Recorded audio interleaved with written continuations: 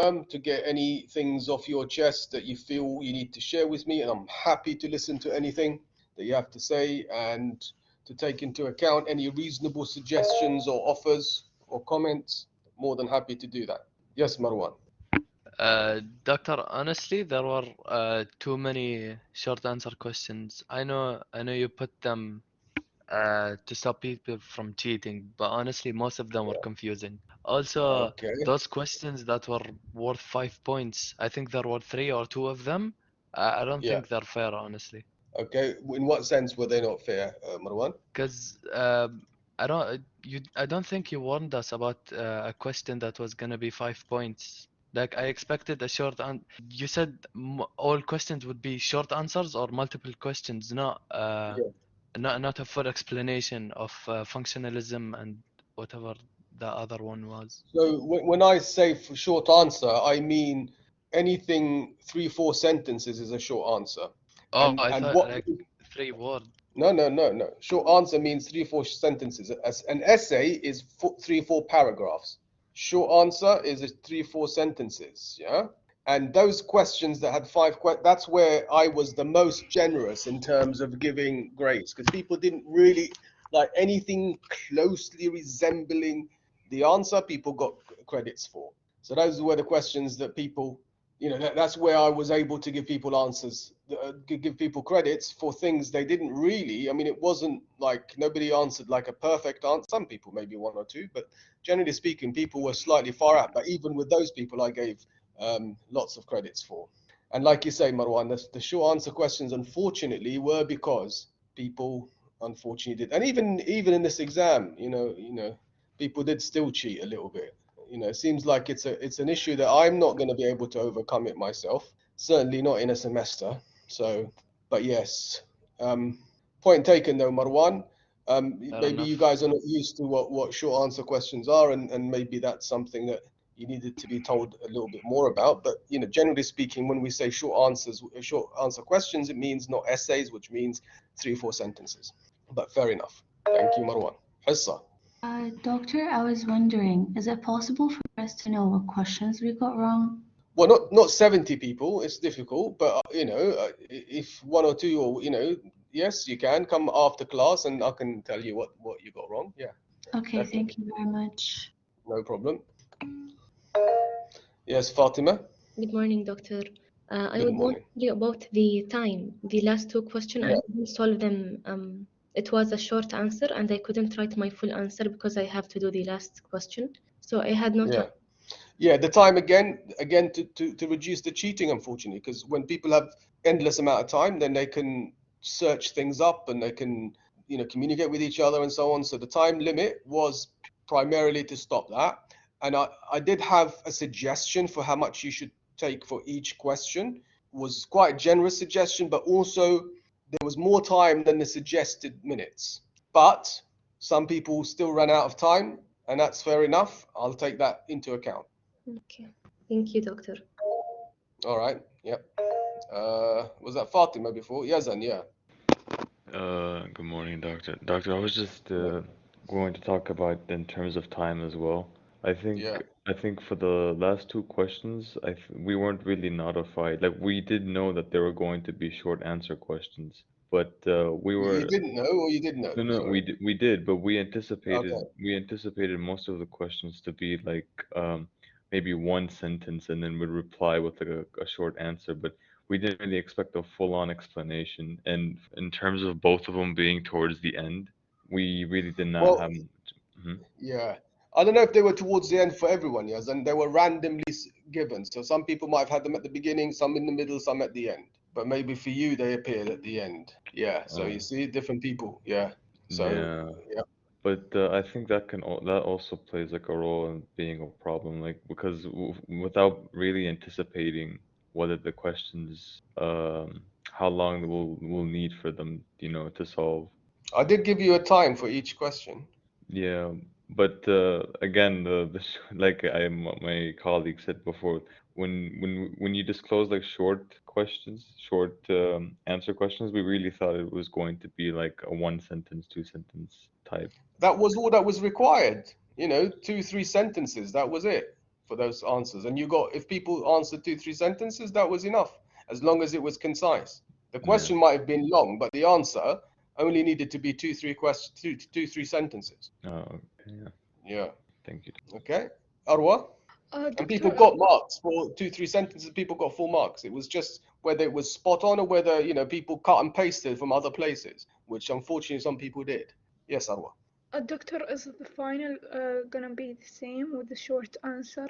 I'll tell you about the final in a minute. Okay. But let's just talk about the midterm for now. Any issues about the midterm, Arwa?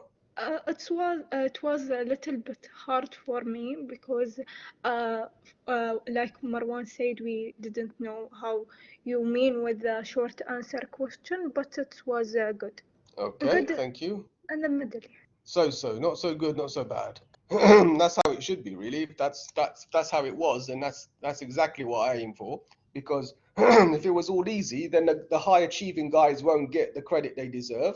In other words, if it's all easy, everybody will get high marks, which means there's no differentiation, which means those who are, you know, high achievers won't get the chance to shine. If it's too difficult, then people who are at the low end won't get a chance to get anything, which again is a problem. But when the exam is in the middle, that's exactly where you want it to be. Iman? Doctor, if it's okay, I would like to see my answers, the mistakes that I have. Yeah. Come after class and we'll do that. Okay, thank you. Okay, no problem. All right. So in terms of thank you for sharing those those comments, guys. That's useful for me to know. All right. So, and you know why I did that. What I did, it was because, like I say, I felt really bad for people who had worked hard and studied and didn't cheat and then got marks that were the same as people who did in the last exam, and I found that unacceptable. However, I also discovered that cheating, unfortunately, is kind of quite deeply entrenched, and it's something that obviously I can't like change in just one semester, like I said before.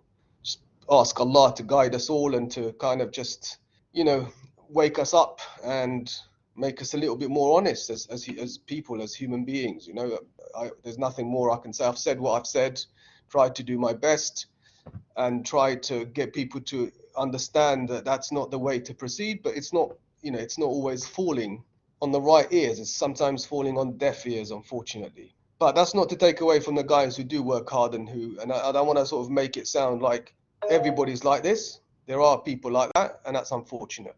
Now, there's the other thing I discovered is also that some people, and that's maybe not their fault, you know, that's fine.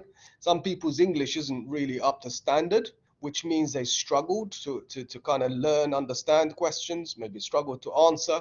And I think it may be those people or some of those people who resort to cheating because the whole thing is beyond them. Like even, I suppose, even in lectures, when I've said to people, the last 15 minutes of the lecture, you know, I stop at 1:30, and in the last 15 minutes of the lecture, you know, I speak a bit of Arabic so I can explain stuff, just ask, stay behind. Nobody does that, yeah? But I do now realize that there are people who don't even understand what I'm saying in a lecture, because some of the answers were completely like nothing to do at all with the question, which meant that people didn't really grasp the main concepts. So there's that going on as well. And that may be why some people resort to cheating, because that's the only way they know how to answer questions. It's unfortunate. And all I can say to those people is cheating isn't the way out. The way out is to learn.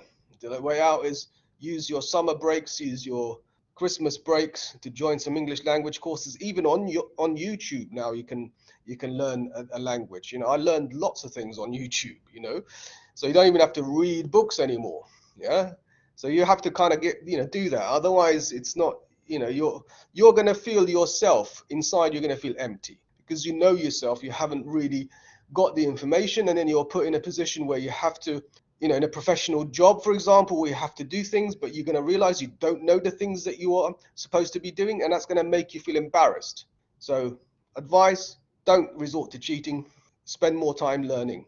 And if language is an issue, I do understand that is for some of us, then try and work on that, guys, not to kind of try and circumvent that by cheating. Okay.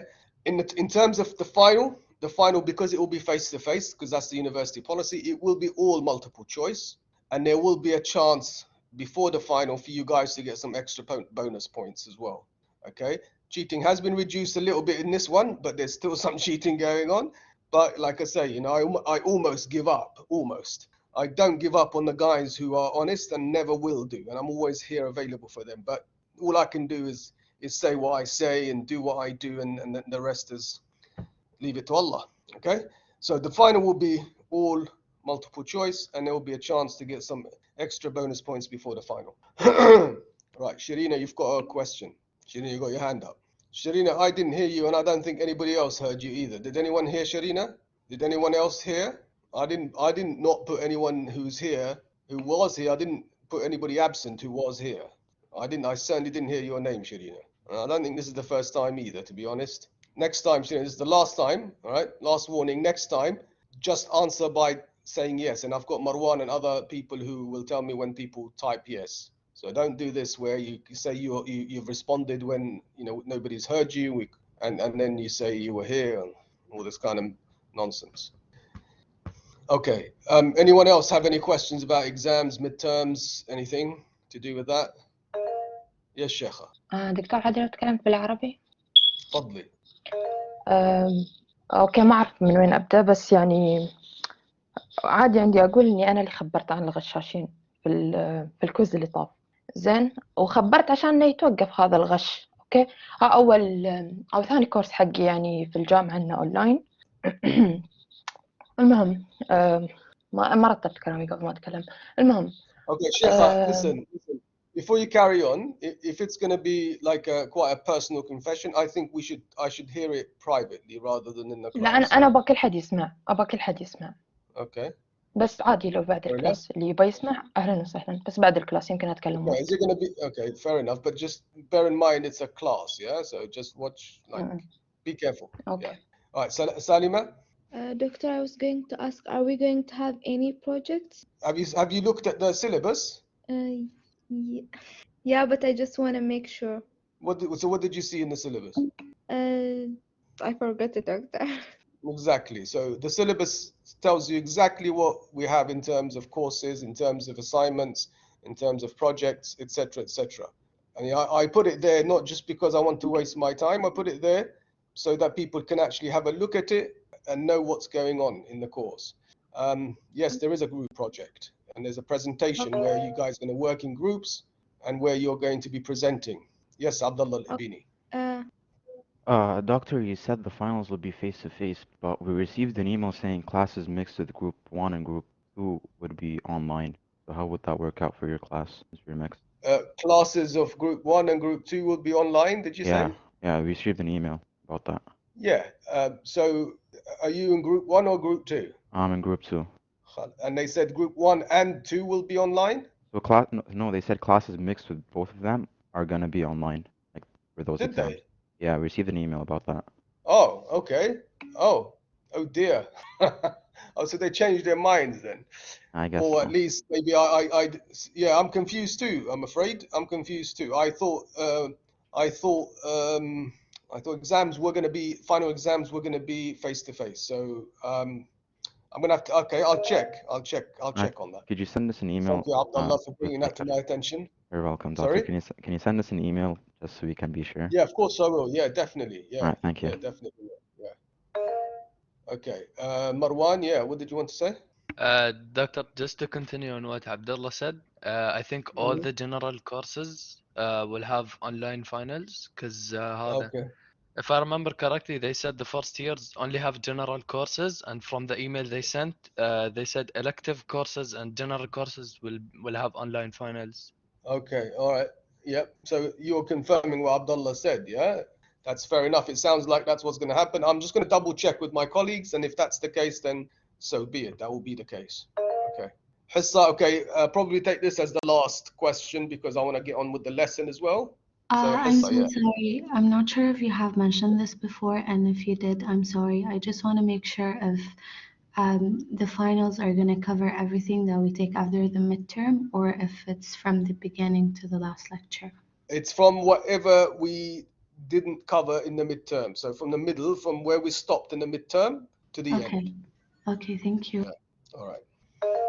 Oh, yes, and I said that was the last one, but I hope this is a quick one. Allah. Yeah, sorry, very quick. If it's online, will it stay as multiple choice questions, or will we also be? Well, I'll have to think about that. Yes, and I might make it multiple choice, but not have bonus points given. Oh, okay. That's what might happen. Yeah. Okay. Yeah. Okay. But I haven't made a decision, but that's where my mind. Sorry, that's where my mind is leaning at the moment. All right. Okay. So let's crack on. The young lady that spoke, and you can definitely speak at the end of the class, so that you could have that opportunity. But like I say, if it's a private thing, I'd rather you spoke to me privately rather than to the whole class. Right. So we are going to be looking at a new topic today, learning and conditioning. There's a core of this topic that we all need to understand clearly, and then the rest is almost kind of detail. So the word conditioning here, we can just use the word learning, substitute it for the word learning. All right, conditioning is just kind of quite deep learning. You can understand conditioning as deep learning. Okay, so we're going to be looking at classical conditioning today, and next week or next lesson, operant conditioning. We'll probably skip observational learning. We'll see how that goes. But certainly classical conditioning today is the focus of our discussion. Now, do you remember, anyone remember behaviorism from the first few lectures that we had? Does anyone remember behaviorism? Marwan, yeah. Give us a quick summary of what behaviorism was. Doctor, isn't it only overt behavior can be studied, or just studied? Yeah, exactly. Yeah, exactly. Behaviorists, that's exactly what they thought. They thought scientifically, we can't really know what's going on in the mind. Yes, people report to us, but we can't be sure they're reporting to us accurately what's going on. So the only thing we can observe objectively is behavior. So what matters, if you were going to be a scientist, then scientists measure things, and scientists measure observable things. So therefore, the only observable thing about the human being is their behavior, obviously their physical appearance and so on, but what they do, not what they think. And what they do often reflects what they think. And because we can't know what they think, all we can know is what they do. So how we're going to study human behavior, we're going to look at what goes into the system, the stimulus, and then what comes out of the system, the behavior. What goes in the middle, the processing, we can't know, therefore we're not going to look at. Exactly. And these guys who were behaviorists were the ones who proposed these theories of learning and conditioning. Okay? And just as a quick general overview definition of what conditioning is, basically at the very kind of basic level, conditioning or learning is anything, or is a relatively permanent change in behavior as a result of experience. So you behave in a certain way, like you do things, and then, or you didn't do things, and then you go through a certain experience, and as a result of that experience, you do things differently. Okay, that's what learning is. Learning is doing things differently as a result of an experience. That experience can be a lecture. Experience could be meeting someone. The experience could be being in a certain situation.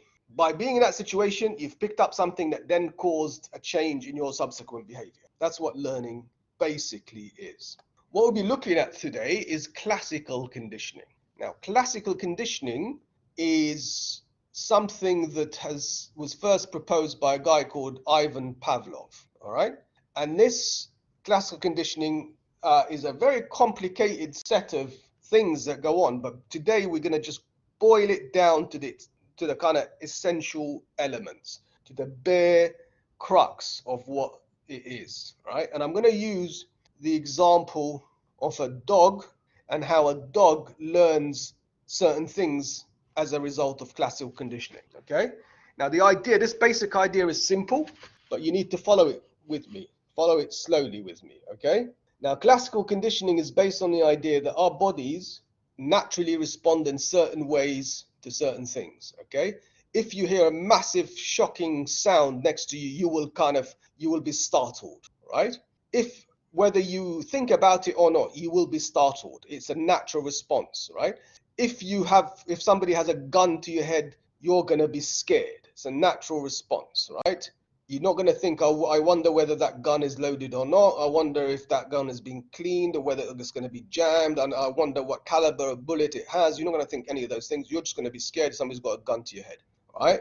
If you're hungry and you're presented with the most delicious meal in front of you, your saliva will run naturally. Your saliva will become thinner, and there'll be more saliva in your mouth in anticipation of eating. That's a natural response.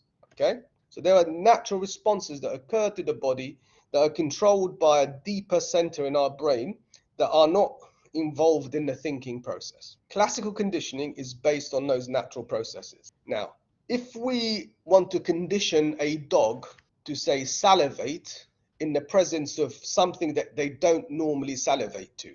So if a dog sees yellow light normally, would the dog salivate, guys? Would a dog salivate? In other words, riq? No, it wouldn't, right? Exactly. Right. So it wouldn't normally salivate if it saw a light. If a dog saw a shoe, would it salivate normally? No, it wouldn't salivate. Exactly. If a dog saw a computer, would it salivate? No, it wouldn't salivate. Exactly. If a dog saw a nice, tender, red piece of meat, would it salivate? Yes, of course it would, right? Tasty. Okay? So, classical conditioning works like this. It's a process of what we call association. So if we showed a dog, now hopefully you can see this diagram clearly. If we show a dog a red, nice, tasty, juicy piece of meat, the dog would salivate. Natural. Now, the meat, when we in this type of classical conditioning experiment, the meat we call unconditioned stimulus. Unconditioned means unlearned. It means that he doesn't have to learn to salivate. He hasn't been taught to salivate in the sight of meat. It happens naturally. That's why it's called unconditioned. It means untaught. Stimulus muhaffiz. Okay? So unconditioned stimulus is the piece of meat. Now, when the dog sees that piece of meat, it naturally salivates. It doesn't have to learn to salivate. And that's why the salivation is called unconditioned response, because it's a response to the meat. So the US stands for unconditioned stimulus. UR stands for unconditioned response. It means these both occur naturally. When you show people, not people, dogs, meat, then they salivate. Meat is there unconditioned. In other words, he doesn't have to learn to salivate. And the salivation is unconditioned, means he doesn't have to learn to salivate.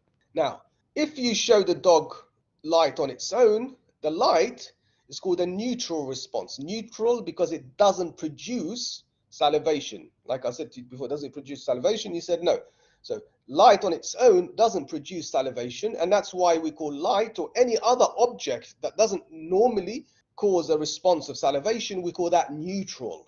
Muhayyid. Neutral means it doesn't cause salivation, doesn't cause a response. So now we call that neutral stimulus.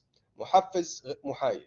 Okay? However, if every time we showed the dog meat, we also showed the dog a yellow bright bulb, light bulb, or a light bulb, yellow light bulb went on.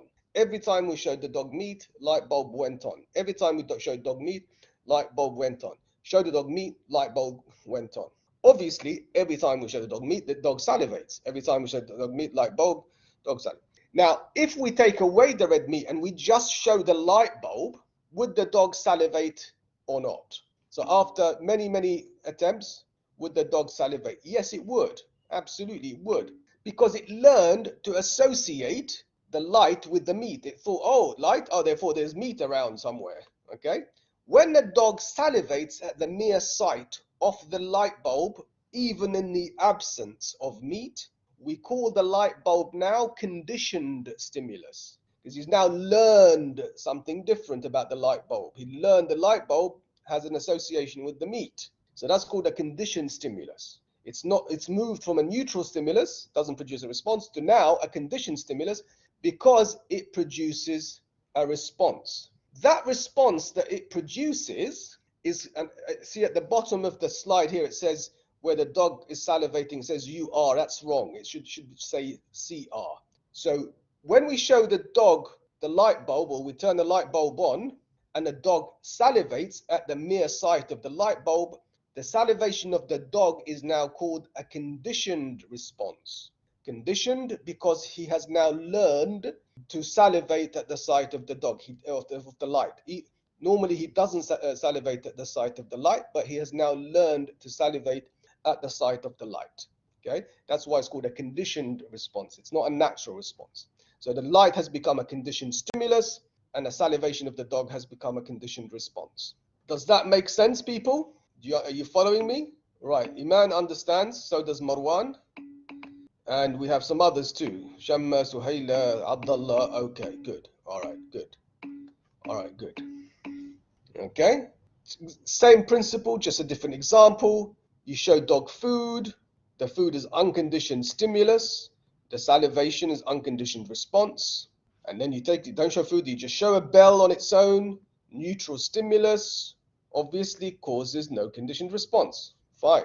However, you pair the bell with the food enough times, and then you take away the food, then the bell becomes a conditioned stimulus and the salivation of the dog becomes a conditioned response.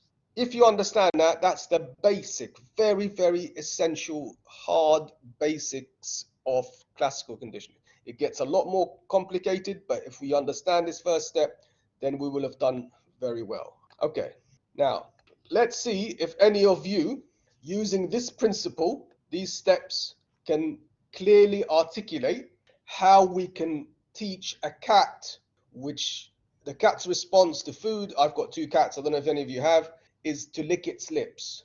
They lick lips rather than salivate like dogs. They lick their lips. Okay, so how can we use the same principle of classical conditioning to teach a cat to lick its lips in the presence of a book? Okay, anyone can tell us that using these same principles, how we can teach a cat to lick its lips in the presence of a book? Okay, Sarah. Hi. So probably the same example as the dog, using instead of the bell, using the book. You show. Yeah, okay. Talk me through the steps, one step at a time. Okay, Yes. so you show the book with the food. Obviously they would lick their lips, and then take away the food. Nothing happens. No conditioned response. You show the food again with the enough times with the book, and then eventually with just the book alone, they would do the conditioned response, which is and lick their lips. Exactly. That's it. Yeah, simple. Well done, Sarah. Excellent. Okay, now there are certain things we're going to go now expand this a little bit more. There's certain things that can happen with conditioned stimuli with this type of learning, classical conditioning. Okay, one of the things that could happen is that, what time do we finish? Oh, we finish at 12. Okay. One of the things that can happen is something called extinction, inqirad, right? Extinction. If after we've conditioned the cat to lick its lips to the book, so we show the cat the book, we show the cat maybe the textbook for psychology, a book that has a red face in it, right? And the cat licks its lips, right? So we showed it, so after we've conditioned it to lick its lips, because we've paired it with food, then we take away the food, we show just a book, the cat licks its lips. And then we show the cat the book again without the food, the cat might lick its lips for a bit less time. And we show the book again without the food, the cat might only lick its lips once. And we show the book again without the food, eventually the cat will stop licking its lips. When it does that, when it stops doing the conditioned behavior, the conditioned response, we call that extinction. Extinction occurs when the conditioned stimulus is no longer associated with the unconditioned stimulus. And then the conditioned response gradually diminishes until it fades away and it's stopped altogether. Does that make sense? Right, okay, good. All right. Another thing that can happen sometimes in certain situations is something called generalization. Stimulus generalization, okay? Stimulus generalization is when a conditioned response occurs to things that are similar to the conditioned stimulus, even though they're not exactly the same as a conditioned stimulus. So in our example of a book, once we've conditioned a cat to lick its lips in the presence of a book, initially we conditioned it to lick its lips in the presence of the thick psychology book, which is quite like a brick and it's got a red face in it facing a grey face, right? And the cat licks its lips. And then we show the cat a magazine, which is much thinner and it has different colors. The cat still licks its lips. We show the cat maybe a different type of book, a small book, different size. It still licks its lips. When that occurs, we call that stimulus generalization. It means that the cat generalizes anything that looks even remotely like a book that will cause the conditioned response. That's called stimulus generalization. The opposite can occur too, when the conditioned response only occurs. Just wanted to make sure something not quite right. Tendency for stimuli similar. Stop. Or when okay. All right. So here it says UCS. Forget the UCS. Just kind of look at, just have it as US, right? Unconditioned stimulus. Draw. All right.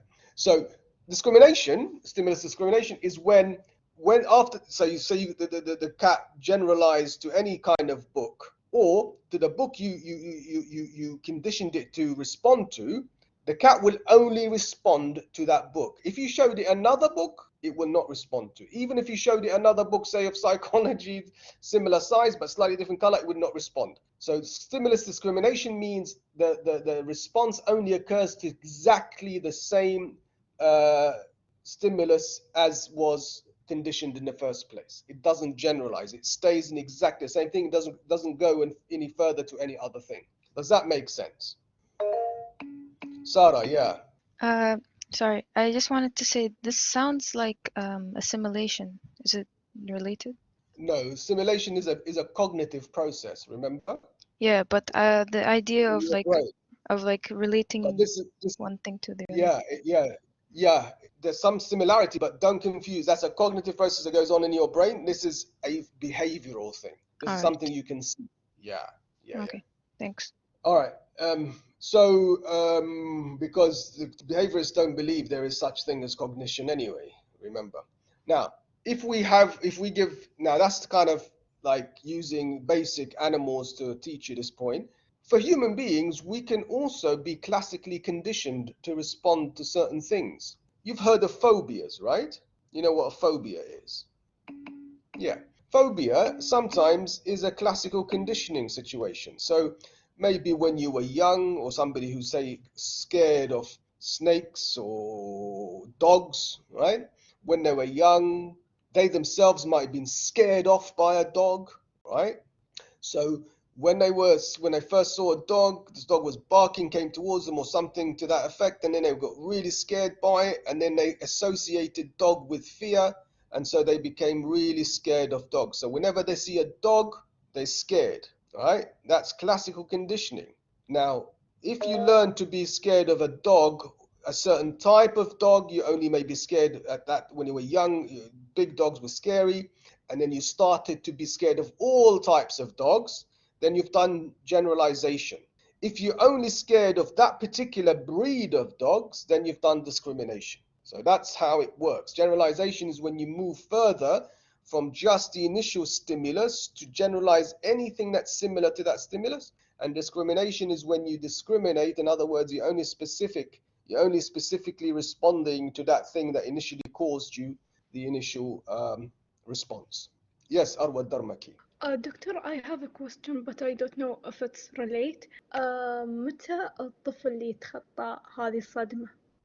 So there is something called behavioral therapy that people do to overcome these phobias, which is very, very successful. And we'll talk about it when we come to talk about psychopathology, when we talk about mental health problems. But if you, as a child, say, was scared of dogs, right? You with me? Keep your mic on, Arwa. If as a child, say, for example, you were scared of dogs because they were really like you were little and they were huge and they shouted, barked at you. And then you happen to move over to America or to England. And in England, they don't have just guard dogs. They have dogs that are sort of domestic dogs that live with them at home. And then you initially was very, very scared, but then slowly you start to approach dogs and find they don't bite you. And then you start to go to people's homes and find that dogs don't actually bark at people. Dogs are very placid, dogs are very quiet. And then you start to kind of then unlearn that conditioned process and learn actually dogs are not as dangerous as you initially thought they were. So through life experiences, you can unlearn things that you had learned as a child. But sometimes phobias are so deeply set inside that people can't get over them without some basic behavior therapy. Does that answer your question, Arwa? Yes, doctor. All clear now. Thank you. All right, no worries. Yes, Marwan. Doctor, what does CS and US stand for? Can anyone answer Marwan's question? Anyone in the group answer Marwan's question? CS and US. CS and US. The S is Okay, stimuli. that's better. Conditioned, Ah, not conditional. Conditioned stimulus, not conditional, guys. Conditioned. Yeah. CS fair enough. conditioned stimulus. US unconditioned stimulus. Okay. Okay. All right. Okay. All right. Any other questions? Okay. All right. We won't go into higher order conditioning at the moment, but I'll show you a little video of little Albert, poor little Albert, who was conditioned to fear anything that was fluffy. Poor guy. He was a tiny little kid who Watson worked with. Watson was an evil man by the looks of it. That experiment wouldn't be allowed to happen these days, but it happened at the time of Watson, and little Albert was a little baby who was the child of one of Albert's nurses, and they used the little child to work on this classical conditioning, and they were able to get this idea of generalization. They were able to get little Albert to generalize from the fear of just, I think it was a rat they initially conditioned him to fear, Monica, but the I just sent you the email with the client. but they got him to fear anything that was fluffy, and that's the process of generalization. It's an experiment that was done in the 20s. Obviously, like, oh, there you go, Marwan. All right, guys, have a listen, have a watch of this experiment. This is an idea of how a kid was taught, conditioned to fear even fluffy coats as a result of initially fearing little rabbits and rats. Now, rabbits, I think it was initially. He was, yeah. They showed him rabbit, and then they banged the symbols, and then that caused fear, and then anything that was fluffy eventually became a source of fear for him. See you back in a minute. Just take my link, guys. The link I shared with you, that's the right link. Yeah, okay. Almost went on the other link. So you watched the little Albert video, or were you watching something else? Yeah, that's fine. Keep watching.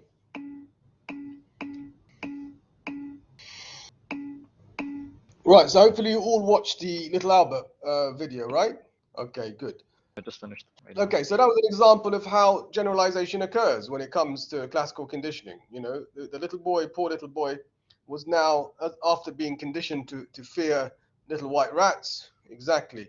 He then was, well, yeah, they did for a while. I think they did actually treat him, and you know, for his phobia. So I think in the end it was all right, but that certainly is the type of experiment that wouldn't be allowed to happen today. And you can see how enthusiastic Watson was in trying to induce fear in him. Crazy. So yeah, there you go. Poor little Albert. Okay. Any questions about anything we covered so far today? Nothing. All right, good. Well, we'll leave it there then. We'll talk about higher order conditioning maybe next time, maybe leave it. I'm not sure. I'll see how it goes. But we'll definitely be tackling operant conditioning in the next class. If there are no more questions, that's fine. Anyone, I think, was it Mira Reem? Somebody wanted to speak at the beginning of class. You can have some time now if you want. Or anyone else. In fact, you know what? Yeah. So, doesn't anyone want to say anything? All right, fair enough. So there you go then. Let's have a look what you're saying.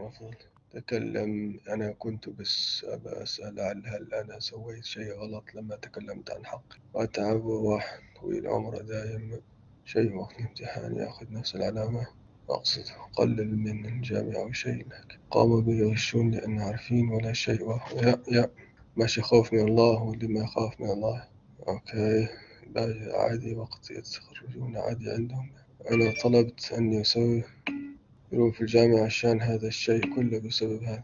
All right, okay, I don't want to get into now. Listen, guys, I'm going to stop it there in terms of what's going on. If you've got your own WhatsApp group, you can continue that conversation there, but we're not gonna keep it here. No, I'm not going to have a conversation about that here. All right, you can have your conversation outside this class, and you carry on there. But we're not going to have arguments in this class. Anybody who wants to look at their grades, stay behind, but the rest of you have a good day. See you next time. Okay, have a good day. Shamma and Mira.